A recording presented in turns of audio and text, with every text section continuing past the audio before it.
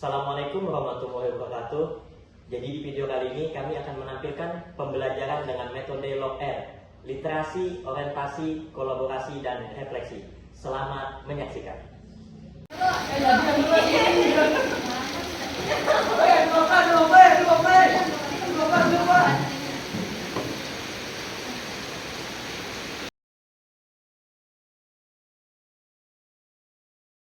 Assalamualaikum. Waalaikumsalam, Bapak. Tolong kepada Dirjo suruh menutup pintunya agar pembelajaran kita lebih enak didengar oleh teman-teman.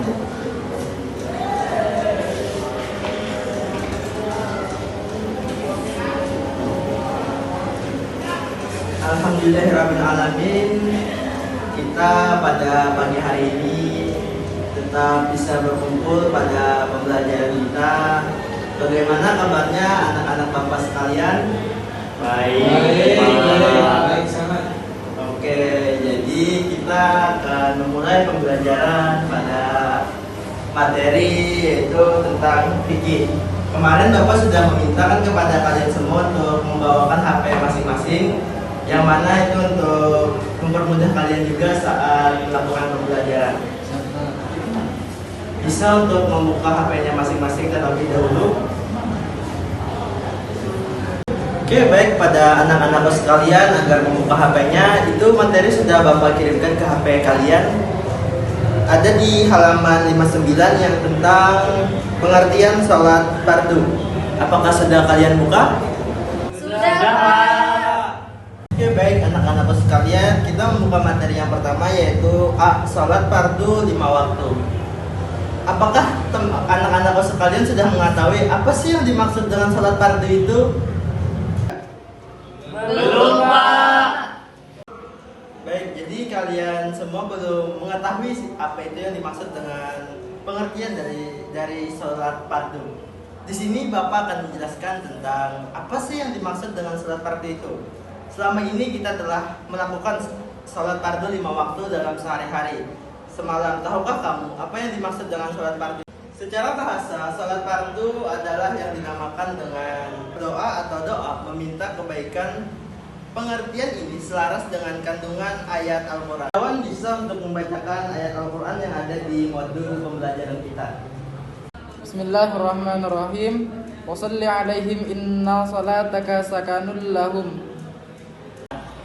Kisna, tolong bacakan arti dari surah yang dibacakan oleh Indra tadi. Artinya, dan berdoalah wasolli untuk mereka. Sesungguhnya doamu sholataka itu menumbuhkan ketentraman jiwa bagi mereka. Dah, Pak.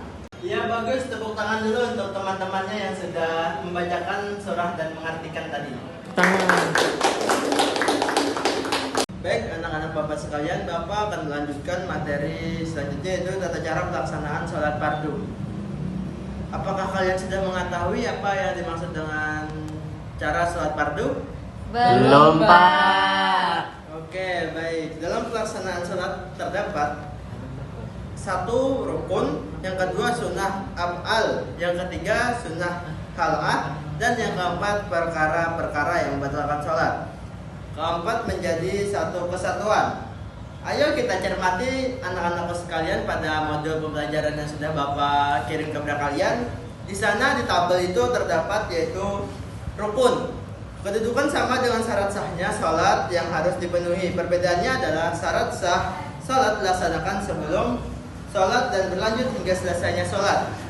Sedangkan rukun dilaksanakan dalam sholat itu sendiri. Rukun dalam sholat tidak dibolehkan ditinggalkan, baik karena sengaja, lupa maupun memang tidak mengetahui. Rukun ibaratnya adalah fondasi rumah, dan rumah tidak akan berdiri jika tidak adanya fondasi. Dan yang kedua, tabel yang kedua itu adalah sunnah af'al. Perkara-perkara yang dianjurkan dalam pelaksanaan sholat dan jika ditinggalkan dapat digantikan dengan sujud sahwi. Sujud karena lupa dalam sholat. Dalam melakukan sujud sahwi dianjurkan membaca Subhanallah la yanamu wa la yashub. Jadi anak-anakku sekalian, bagaimana adanya sujud sahwi ini? Contohnya adalah saat kalian salat subuh, di mana salat subuh itu terdapat yang namanya doa qunut. Nah, jika anak-anakku sekalian lupa dalam membaca doa qunut, maka dianjurkan kepada anak-anakku sekalian untuk untuk melakukan sujud sahwi tersebut. Yang ketiga adalah sunnah haiyah. Perkara-perkara sunnah dalam sholat yang jika lupa dikerjakan tidak perlu menggantinya dengan sujud sahwi. Oke anak-anakku sekalian, mari kita sama-sama mengetahui tentang apa saja sih rukun-rukun sholat pada sholat fardu. Baik anak-anakku sekalian, rukun sholat adalah bagian pokok dari sholat itu sendiri. Artinya perbuatan dalam sholat yang harus dikerjakan. Jika ditinggalkan sholatnya menjadi tidak sah menurut mazhab Syafi'i. Rukun sholat ada 13 yaitu sebagai berikut. Yang pertama adalah niat, yang kedua berdiri, yang ketiga takbiratul ihram, yang keempat membaca surah Al-Fatihah, yang kelima ruku dengan tumaninah, yang keenam i'tidal dengan tumaninah, yang ketujuh sujud dengan tumaninah, yang ke-8 duduk di antara dua sujud, yang ke-9 duduk tasahud awal dan akhir tumaninah, yang ke-10 membaca tasahud, yang ke-11 membaca salawat Nabi Muhammad SAW, yang ke-12 membaca salam yang pertama sambil menoleh ke kanan, yang ke-13 tertib. Nah, pada modul pembelajaran yang Bapak kirim kepada kalian di sana itu terdapat contoh-contoh bagaimana cara penerapan sholat tersebut. Apakah anak-anakku sekalian sudah melihat tentang contoh-contoh tersebut? Sudah, Pak. Oke, baik, terima kasih. Kepada Jaki, tolong bisa mempraktekkan tentang bagaimana cara sholat yang ada pada tabel modul yang Bapak kirimkan tersebut. Silahkan Jaki sebelah sini. Ya. Hadap kemana, Pak? Hadap ke teman-temannya Jaki. Ya, silakan. Yang pertama itu niat. Silakan Jaki untuk berniat dulu. Usalli farda subahi rak'ataini mustaqbilal qiblati adaan lillahi ta'ala. Iya, yang kedua itu berdiri. Silakan Jaki berdiri. Iya. Oke, yang ketiga itu takbiratul ihram. Oke, yang keempat itu membaca surah Al-Fatihah. Silakan Jaki. Bismillahirrahmanirrahim. Alhamdulillahirabbil alamin. Arrahmanirrahim. Iyyaka na'budu wa iyyaka nasta'in. Ihdinas siratal mustaqim. Siratal ladzina an'amta 'alaihim ghairil maghdubi 'alaihim waladdallin. Amin. Oke, baik, yang kelima yaitu adalah ruku. Allahu Akbar. Iya, ini adalah contoh ruku dengan tumaninahnya ya anak-anak sekalian. Oke, anak-anak yang selanjutnya adalah iktidal. Silakan Jaki untuk iktidal. Sami Allahu liman hamidah. Nah, ini adalah contoh iktidal dengan tumaninahnya ya anak-anak sekalian. Yaitu yang ketujuh adalah sujud. Silakan Jaki untuk sujud. Nah, ini adalah contoh sujud dengan tumaninah juga ya anak-anak sekalian. Yang ke-8 itu adalah duduk di antara dua sujud dengan tumaninah. Silakan Jaki untuk duduk di antara dua sujud. Nah, anak-anak, ini adalah duduk di antara dua sujud. Oke, Jaki, selanjutnya adalah sujud lagi. Nah, jadi untuk anak-anak sekalian diusahakan ketika kalian sujud tidak memakai kopiah, maka diusahakan untuk rambutnya jangan sampai menutupi jidat kalian ya anak-anak sekalian. Iya, Pak. Jadi untuk laki-laki ya. Oke, Jaki, yang ke-9 yaitu adalah duduk tasyahud awal dan akhir dengan tumaninah. Silahkan Jaki untuk duduk tasyahud akhir. Nah, jadi untuk anak-anak sekalian ini adalah contoh dari duduk tasyahud awal dan akhir ya. Coba kalian lihat dari batis Jaki ini. Nah, contohnya adalah seperti ini dari batisnya ya. Oke Jaki, untuk selanjutnya Jaki membaca doa tasyahud akhir. Jaki yang ke-11 membaca salawat Nabi Muhammad SAW. Silakan Jaki. Allahumma sholli ala sayyidina Muhammad wa ala ali sayyidina Muhammad kama shallaita ala sayyidina Ibrahim wa ala ali sayyidina Ibrahim وبارك على سيدنا. Nah, jadi tadi anak-anak sekalian sudah mendengarkan rukun yang ke-11 tadi. Baik, yang selanjutnya kita akan lanjut ke rukun yang ke-12, yaitu membaca salam. Yang pertama sambil menoleh ke kanan. Yang akan dipraktikkan oleh Jaki lagi. Oke, Jaki, silahkan. Assalamualaikum warahmatullahi. Assalamualaikum warahmatullahi. Nah, jadi anak-anak sekalian, kenapa tadi saat salam Jaki itu ada menghadap ke sebelah kiri? Karena itu termasuk ke dalam sunnah dalam mengerjakan sholat fardu ya anak-anak sekalian. Jaki mohon untuk berdiri, sudah selesai praktiknya nak. Ya, Bapak.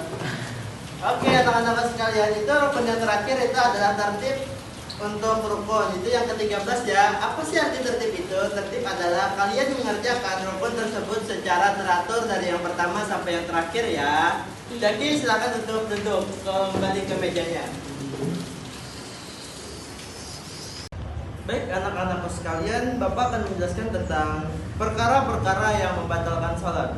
Apakah kalian sudah mengetahui apa yang dimaksud dengan apa saja yang membatalkan sholat? Belum, Pak. Mari kita cermati. Sholat fardu seseorang akan menjadi batal dan tidak sah dengan sendirinya jika terjadi perkara yang membatalkan. Di antaranya ada 24 perkara yang membatalkan sholat tersebut. Yang pertama adalah datangnya hadas kecil maupun besar di tengah-tengah sholat. Contohnya seperti saat kalian sedang sholat, tiba-tiba kalian merasa ada yang keluar di antara kemaluan kalian, maupun itu dari hadas yang kecil ataupun yang besar, maka sholat kalian akan dinyatakan tidak sah.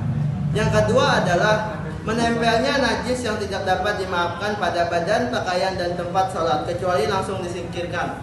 Contohnya adalah saat kalian mau sholat, kalian tidak sengaja menginjak kotoran dari cacap. Itu kalian tidak sadar bahwa kalian menginjaknya. Ternyata saat kalian selesai sholat, kalian sadar bahwa kalian telah menginjak kotoran tersebut, maka sholat kalian tidak sah. Kalian harus mengulang sholat tersebut. Yang ketiga adalah mengeluarkan ucapan lebih dari 2 huruf dengan sengaja untuk berbicara atau 1 huruf namun sudah bisa dipahami. Contohnya jangan berdiri, duduk, dan seterusnya. Contohnya seperti ini. Saat kalian sedang sholat, kalian mengeluarkan suara yang memerintahkan kepada orang duduk atau jangan berdiri. Nah, itu sudah termasuk dalam membatalkan sholat. Secara ringkasnya adalah jangan berbicara saat kalian sedang sholat kecuali membaca yang bacaan sholat tersebut, baru itu tidak membatalkan sholat kalian. Yang keempat adalah tertawa lebar ketika dalam sholat. Itu sangat tidak dianjurkan kepada seorang mukmin yang sedang sholat. Saat tertawa itu mampu membatalkan sholatnya tersebut, maka wajib diulang sholatnya.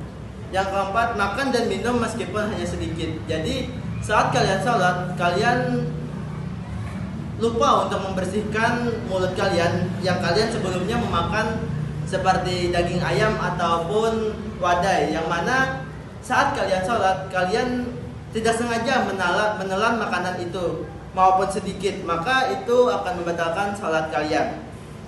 Yang keenam, murtad ketika dalam sholat. Jadi murtad ini adalah ketika kalian sholat, kalian mengucapkan sesuatu yang dapat memurtadkan kalian, seperti kalian tidak percaya kepada Tuhan saat kalian sedang sholat mengucapkan hal tersebut. Baik, Bapak sudah menjelaskan tentang 6 perkara yang membatalkan sholat. Selanjutnya kalian bisa membaca sendiri mengenai hal-hal lain yang dapat membatalkan sholat. Bapak akan memberi waktu 2 menit kepada kalian agar kalian dapat membaca tentang apa saja yang membatalkan sholat tersebut. A few minutes later. Nah, jadi sudah pahamlah penjelasan tentang perkara yang membatalkan sholat nih. Paham, Pak?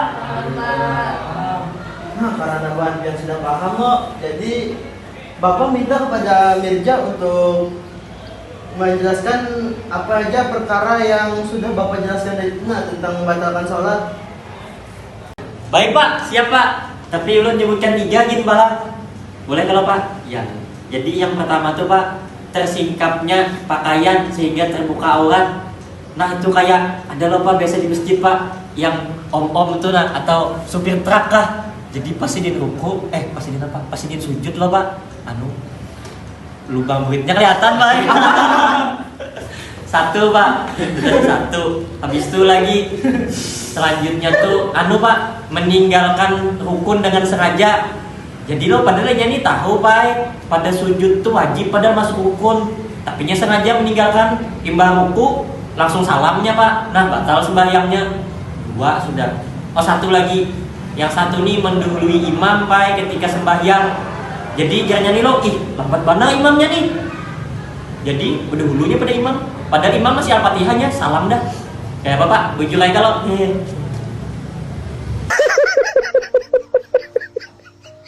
Nah, jadi kan tadi sudah Bapak jelaskan loh mengenai sholat fardu. Jadi dari anak-anak sekalian ada yang ingin ditanyakan Pak? Ada Pak. Oh, Isna, silakan. Apa Isna yang mau ditanyakan? Pak, tertib tadi kayak apa Pak? Ulun kurang paham, bisa jelaskan kembali lah Pak.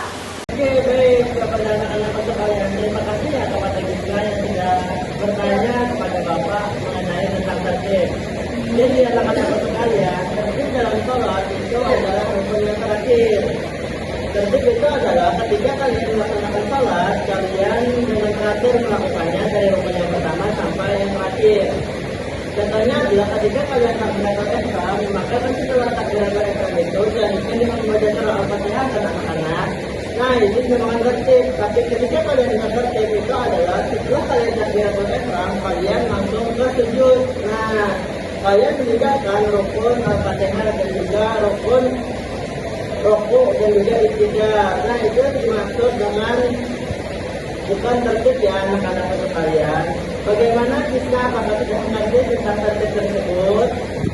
Nah, jadi karena kalian sudah paham mengenai tentang sholat fardu, maka pembahasan kita pada hari ini Bapak tutup. Sebelum Bapak akhir, Bapak akan memberikan kepada kalian tugas berkelompok, yaitu membuat tabel mengenai tentang pembatal-pembatal dalam sholat ya anak-anak sekalian.